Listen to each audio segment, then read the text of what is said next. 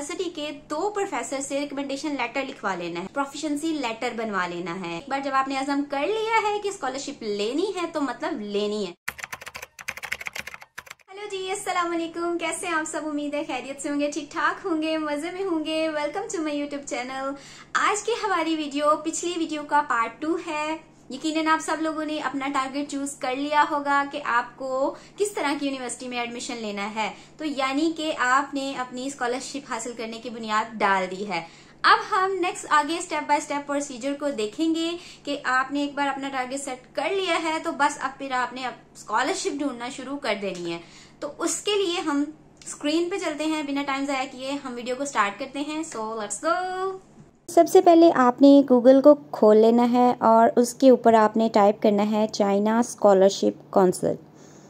जैसे ही आप टाइप करेंगे जो सबसे पहले ऑप्शन आ रही होगी आपने उसको ओपन कर लेना है और सबसे पहली वेबसाइट जो आपको नज़र आ रही है आपने इस वेबसाइट को ओपन करना है।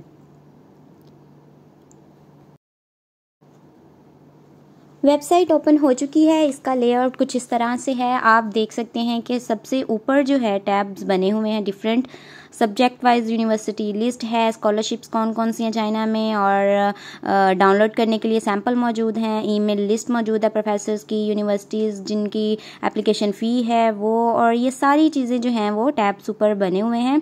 आप उनको बारी बारी खोल के चेक कर सकते हैं और उन्हें देख सकते हैं। राइट साइड पे आपको डिफरेंट डॉक्यूमेंट्स के सैंपल मिल जाएंगे, रिकमेंडेशन लेटर का sample, study plan, invitation letter, acceptance letter, everything. जिस चीज़ का भी आपको सैंपल चाहिए वो इन डॉक्यूमेंट्स में आप डाउनलोड कर सकते हैं।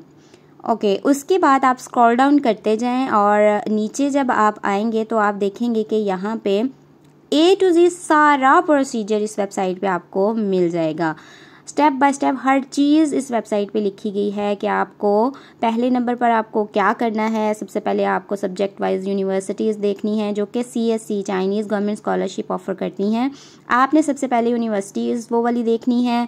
उसके बाद दूसरा स्टेप ये है कि आपने उन यूनिवर्सिटीज़ के प्रोफेसर से रब्ता करना है और उनको ईमेल सेंड करके उनसे एक्सेप्टेंस की रिक्वेस्ट करनी है। ठीक है, यहाँ पे आपको यूट्यूब वीडियो भी मिल जाएगी कि आपने किस तरह से ईमेल वगैरह प्रोफेसर को कैसे ढूंढना है और उसको ईमेल कैसे सेंड करनी है और सैंपल कैसा होता है एक्सेप्टेंस लेटर का, एवरीथिंग। तीसरा स्टेप फिर आ जाता है कि चाइनीज़ गवर्नमेंट स्कॉलरशिप की जो ऑनलाइन एप्लीकेशन है वो कैसे फिल करते हैं। ठीक है, ये सारी बातें बात की हैं। अभी हमने यूनिवर्सिटीज़ की लिस्ट देखनी है और प्रोफेसर्स को कैसे ढूंढना है, हमने उस चीज़ पे फोकस करना है। तो यहाँ पे कैटेगरीज भी लिखी हुई हैं, A, B और C कैटेगरीज होती हैं स्कॉलरशिप की। A जो है वो एम्बेसी के थ्रू अप्लाई होती है और B कैटेगरी जो है वो आप सेल्फ अप्लाई करते हो, आप खुद से अप्लाई करते हो। तो आपने जब कभी CSC के लिए अप्लाई करना है, चाइनीज़ गवर्नमेंट स्कॉलरशिप के लिए अप्लाई करना है, तो आपने टाइप B सिलेक्ट करना है, B कैटेगरी सिलेक्ट करना है। अच्छा जी, अब यहाँ पे आप देख सकते हैं कि सारी यूनिवर्सिटीज़ के नेम्स वगैरह भी लिखे हुए हैं और एवरीथिंग। जब आप विज़िट करेंगे ना साइट, आपको सारी चीज़ें मिल जाएंगी। हमने जाना है सब्जेक्ट वाइज यूनिवर्सिटीज़ में। ठीक है, सब्जेक्ट वाइज यूनिवर्सिटी में जब हम इसको खोलेंगे तो हर सब्जेक्ट की जो है वो यूनिवर्सिटीज़ की लिस्ट आ जाएगी। अब ऐसा नहीं है कि जिस सब्जेक्ट में जो यूनिवर्सिटी का नाम लिखा हुआ है सिर्फ वही यूनिवर्सिटी वो सब्जेक्ट पढ़ाती है, ऐसा नहीं है। दूसरी यूनिवर्सिटीज़ भी वो सब्जेक्ट पढ़ाती हैं, लेकिन स्पेशलिटी ये होती है कि ये यूनिवर्सिटीज़ उस सब्जेक्ट में टॉप होती हैं, यानी कि ये यूनिवर्सिटीज़ का वो सब्जेक्ट जो है वो बहुत अच्छा पढ़ाती हैं। तो आपने देख लेना है कि आपका सब्जेक्ट इसमें से कौन सा है और उसमें जितनी भी यूनिवर्सिटीज़ के नाम आ रहे हैं आपने एक बार उन यूनिवर्सिटीज़ की वेबसाइट को विज़िट कर लेना है, उन जाके देख लेना है कि एग्जैक्ट जो आप पढ़ना चाह रहे हो या एग्जैक्ट जो आपका मेजर है वो उस यूनिवर्सिटी पे पढ़ाया जा रहा है या नहीं पढ़ाया जा रहा, और अगर पढ़ाया जा रहा है तो क्या वो इंग्लिश मीडियम में पढ़ाया जा रहा है, क्योंकि most of the universities Chinese medium में भी पढ़ाती हैं। तो आपने पहले ये कंफर्म कर लेना है कि आया कि आपका सब्जेक्ट इंग्लिश में पढ़ाया जा रहा है या नहीं। हम एग्जाम्पल के तौर पर अब एक यूनिवर्सिटी सब्जेक्ट वाइज देख लेते हैं कि यहाँ पे देखिए top universities for computer science and technology. इसके नीचे जितनी भी यूनिवर्सिटीज़ आ रही होंगी वो टॉप पे हैं, इस सब्जेक्ट में वो टॉप पे हैं। तो आपने क्या करना है कि इन यूनिवर्सिटीज़ की लिस्ट बना लेनी है, इन यूनिवर्सिटीज़ के नाम लिख लेने हैं और फिर उसके बाद हर यूनिवर्सिटी की अलग से एक लिस्ट बनानी है उस यूनिवर्सिटीज़ के प्रोफेसर्स की। तो फॉर एग्जांपल हम पेकिंग यूनिवर्सिटी खोलते हैं जिसको कि बीजिंग यूनिवर्सिटी कहा जाता है। आपने जाके गूगल में लिखना है उस यूनिवर्सिटी का नाम, जो भी यूनिवर्सिटी आप सर्च कर रहे हैं, फिर आप उस यूनिवर्सिटी की वेबसाइट ओपन करेंगे। तो हर यूनिवर्सिटी की वेबसाइट की लेआउट डिफरेंट होती है, ज़रूरी नहीं है कि इसी तरह की सबकी होगी। तो आपने क्या देखना है कि ऊपर मेन टैब जो होता है ना, उस पर सारी चीज़ें मेंशन होती हैं, उनका फैकल्टी, स्टाफ, प्रोग्राम्स, डिपार्टमेंट्स। तो आप जब यहाँ देखेंगे ना, तो जिस तरह यहाँ पे आपको नज़र आ रही हैं अबाउट, स्टडी, न्यूज़, रिसर्च, तो हर यूनिवर्सिटी की वेबसाइट का थोड़ा सा डिफरेंट लिखा हुआ होता है। आपने परेशान नहीं होना, आप थोड़ा बहुत देख के रिसर्च कर लेंगे तो आपको पता चल जाएगा। तो यहाँ पे देखें, आपको फैकल्टी और स्टाफ की टैब नज़र आ रही होगी, आपने उसको ओपन कर लेना है और फिर उसमें जाके आपने आगे देखना है कि उसमें स्कूल्स और डिपार्टमेंट कौन कौन से हैं, क्योंकि एक यूनिवर्सिटी में सिर्फ एक डिपार्टमेंट नहीं होता, डिफरेंट डिपार्टमेंट होते हैं। तो आपने अपना डिपार्टमेंट वहाँ पे सर्च करना है कि आया आपका डिपार्टमेंट इंजीनियरिंग में फ़ॉल करता है, आपका ह्यूमैनिटीज़ में करता है, सोशल साइंसेज में करता है। तो चूँकि मेरा जो है वो ह्यूमैनिटीज़ है, तो मैं ह्यूमैनिटीज़ की ही एग्जांपल दे सकती हूँ। आप देखें यहाँ पे ह्यूमैनिटीज़ जब मैंने ओपन किया है तो डिफरेंट डिपार्टमेंट आ गए हैं। मेरा डिपार्टमेंट फ़िलासफ़ी है, तो फ़िलासफ़ी डिपार्टमेंट को खोलने के बाद उस डिपार्टमेंट की अपना पेज जो है, उस डिपार्टमेंट का अपना पेज ओपन हो जाता है। आपने उस डिपार्टमेंट के पेज में जाके पीपल लिखा होगा या फैकल्टी लिखा होगा या प्रोफेसर्स, कुछ भी लिखा हुआ हो सकता है, आपने वो ओपन करना है और फिर उसमें जो आपका इंटरेस्ट है या आपका एरिया ऑफ रिसर्च है, जो आपका मेन इंटरेस्ट है, आपने उसको सर्च करना है। जैसा कि मेरा जो है वो रिलीजियस स्टडीज़ है, तो मैं रिलीजियस स्टडीज़ की उसमें जाऊंगी सेक्शन में और देखूंगी कि वहाँ पे कौन कौन से प्रोफेसर्स अवेलेबल हैं। फिर उन प्रोफेसर्स को आपने सिंगल सिंगल 1 बाय 1 ओपन करके उनकी प्रोफाइल आपने चेक करनी है।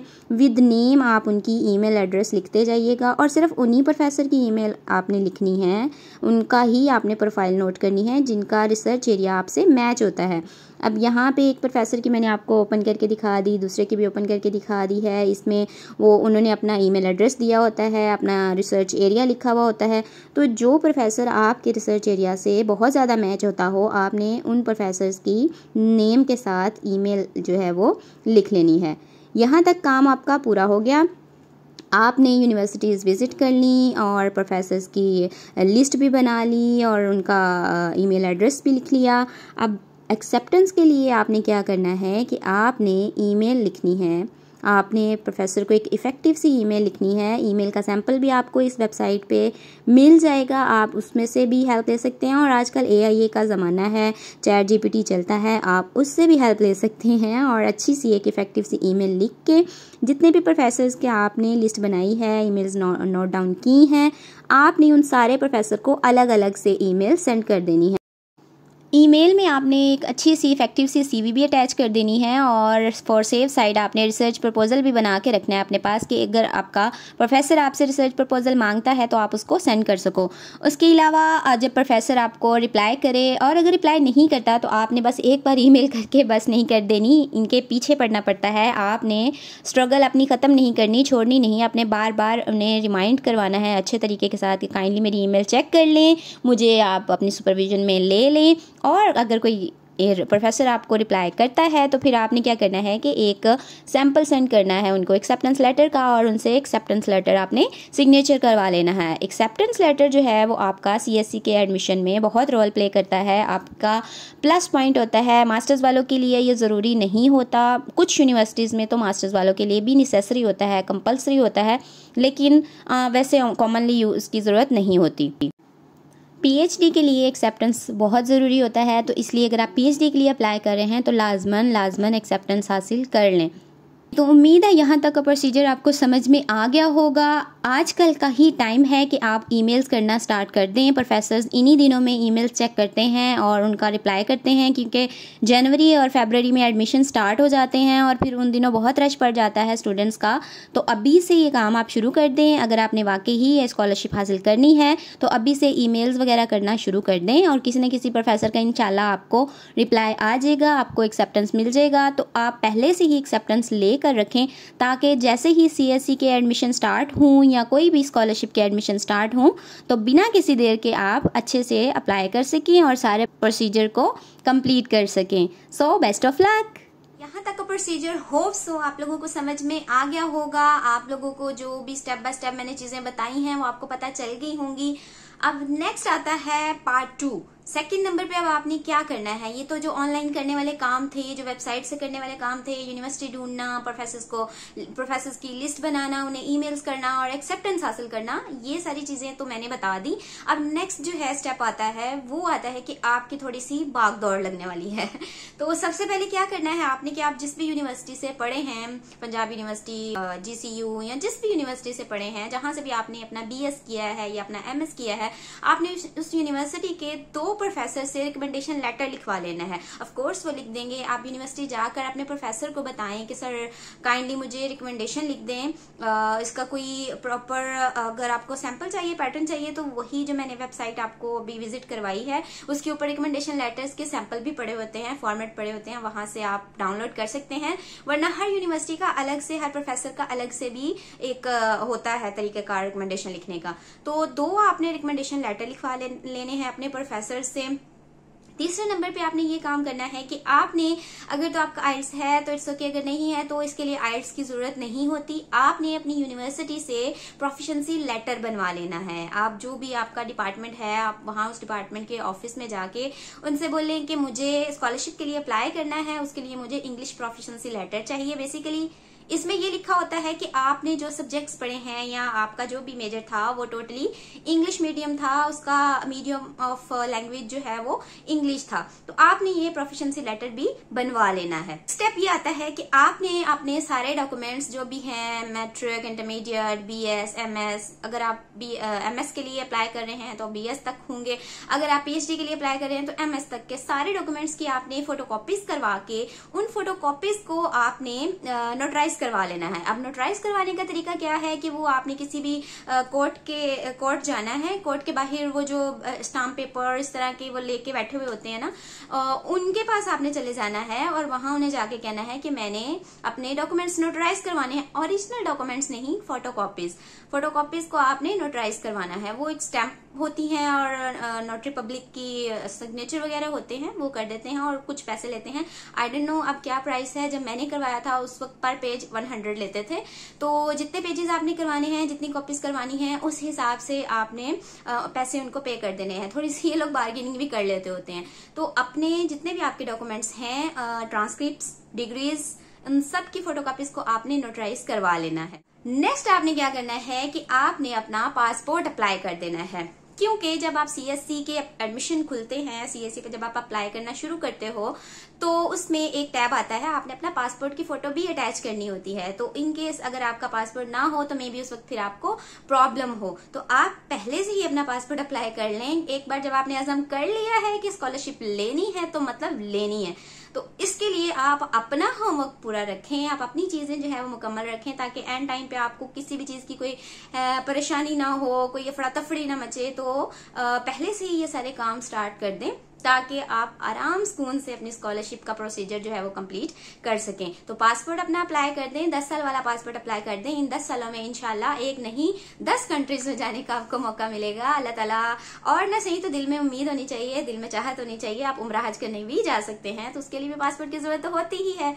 तो अपना पासपोर्ट आप रेडी रखें। अब नेक्स्ट स्टेप आ जाता है। ये स्टेप इतना जल्दी करने के लिए जरूरत तो नहीं है, लेकिन फिर भी अगर आप कर लें तो बहुत बहुत बहुत अच्छा है, क्योंकि जब स्कॉलरशिप्स स्टार्ट हो जाती हैं और जब रिजल्ट्स वगैरह भी CSE के आ जाते हैं, अनाउंस हो जाते हैं, यूनिवर्सिटीज लिस्ट लगा देती है, तो उस वक्त जब ये काम शुरू होता है तो बहुत ज्यादा रश होता है इन डिपार्टमेंट्स में, क्योंकि सारे स्टूडेंट्स जो हैं वो वेरिफिकेशन करवाने के लिए पहुंचे हुए होते हैं। आपको अपॉइंटमेंट मिलना मुश्किल होता है, अगर अपॉइंटमेंट मिल जाए तो बहुत ज्यादा रश होता है। इसलिए ये काम भी अगर आप पहले से के रखा हुआ होगा ना, तो आपकी बहुत सारी मुश्किलें जो हैं वो आसान हो जाएंगी। आप अपने डॉक्यूमेंट्स जो हैं वो वेरीफाई करवा लें। आपने अपने बोर्ड बोर्ड से, वहां से आपने अपने डॉक्यूमेंट्स अटैच करवा लेने हैं। जो आपका मैट्रिक का है और इंटरमीडिएट का है, आपका जो भी बोर्ड है, लाहौर बोर्ड है, गुजरावाला, फैसलाबाद, मुल्तान, जो भी बोर्ड है आपका, उस बोर्ड से आपने वेरीफाई करवा लेने हैं, अटैच करवा लेने हैं। और जो आपकी डिग्री है, जो यूनिवर्सिटी की डिग्री है, उसको आपने पहले अपनी यूनिवर्सिटी से और उसके बाद HEC से आपने उसको वेरीफाई करवा लेना है। जब आपके सारे डॉक्यूमेंट्स वेरीफाई हुए होंगे तो आपको कोई टेंशन नहीं होगी। बस फिर क्या करना है आपने कि आपने जब CSC की एडमिशन स्टार्ट होने हैं, आपने CSC में अप्लाई करना है और फिर 3, 4, 5 माह बैठ के तसल्ली से, आराम से, हौसले के साथ रिजल्ट का इंतजार करना है। और फिर जैसे ही रिजल्ट आता है, आपने फटाफट से वीजा अप्लाई कर देना है, क्योंकि उन दिनों फिर बहुत रश होता है, बहुत सारे स्टूडेंट्स अप्लाई कर रहे होते हैं। तो हर एक डिपार्टमेंट में जो है ना रश मचा हुआ होता है, हर एक डिपार्टमेंट में बहुत ज्यादा जो है टेंशन और वो बेचैनी सी पैदा हुई होती है। तो आपने ये काम कर लेना है, आपने अपने डॉक्यूमेंट्स जो है वो अपने सारे मुतल्लिका इदारों से अटेस्ट करवा लेने हैं और एट दी एंड मोफा से भी अटेस्ट करवा लेने हैं, मिनिस्ट्री ऑफ फॉरेन अफेयर्स से भी अटेस्ट करवा लेने हैं।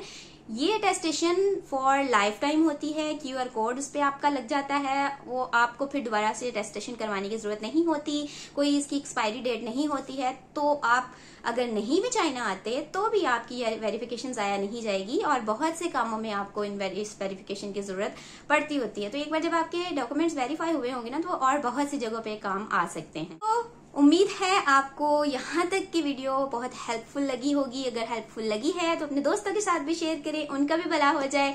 नेक्स्ट जब CSC के एडमिशन स्टार्ट होंगे, जब स्कॉलरशिप स्टार्ट होंगी, तो मैं आपको फिर CSC में अप्लाई कैसे करना है, उस वेबसाइट पे जाके आपने किस तरह से अपनी एप्लीकेशन जो है वो फिल करनी है, किस तरह से उसको सबमिट करना है, डॉक्यूमेंट्स कैसे भिजवाने हैं यूनिवर्सिटी में, ये सारा प्रोसीजर भी मैं आपको नेक्स्ट वीडियो में समझा दूंगी। अब तक के लिए इतना काफी है। आप इतने प्रोसीजर्स को, इतने स्टेप्स को फॉलो कर लें और अपना चाइना आने का जो है वो बंदोबस्त स्टार्ट कर दें। तो दुआ में मुझे याद रखिएगा। मिलते हैं नेक्स्ट वीडियो में। अल्लाह हाफिज।